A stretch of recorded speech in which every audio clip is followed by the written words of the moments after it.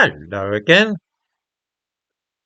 Whenever I see some casual reference to a man's husband or a woman's wife, I wince, because the acceptance of such an idea shows just how decadent and degraded our society has become. It's all of a piece with the mania for sex change operations.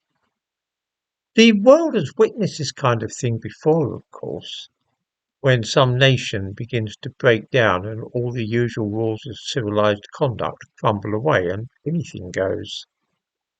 The idea of a man marrying a man is not exactly a new one, and neither is the concept of sex change surgery. Until a few decades ago, for instance, the idea of sex change operations was thought to be something of a bizarre aberration which normal people viewed with disapproval or distaste. Such things were known about from reading of the later days of the Roman Empire, but we saw them as symptomatic of the degeneracy which would lead to the fall of Rome and the ensuing Dark Age. 30 years ago, those reading of the Emperor Nero marrying a young man who had been castrated in order to make him look more like a woman was viewed with incredulity and shaking of heads. The young man in question, by the way, was called Sporus, and in the description to this video I give a link to the Wikipedia article about him. What a state the Roman Empire was in those days, we thought. Imagine a man marrying a man and a man being mutilated so that he might pass for a woman. These days, of course, this kind of thing is pretty much par for the course in modern Britain. And it is those who raise their eyebrows at that kind of thing who are regarded as the weird ones, the homophobic, the transphobic.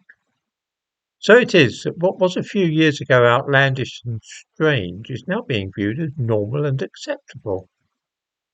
Well, it isn't. The basic unit of society is not the individual, but the family. By family I mean a man and woman who live together, faithful sexually to each other, and having children which they raise together. This is simply what a family is, and there is no getting away from it. Of course nobody objects in the least if two men wish to become lovers or two women. This harms nobody and is a private matter. But elevating such things to the status of marriage, and pretending that men may marry men, or that by castrating a man he somehow becomes a woman, is absurd.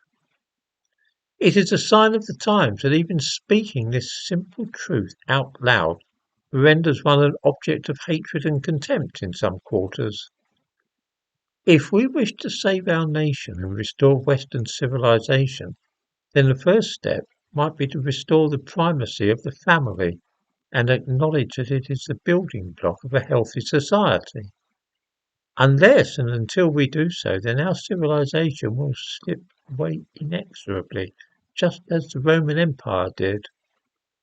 The hour is late, and if we are to act, then it must be soon.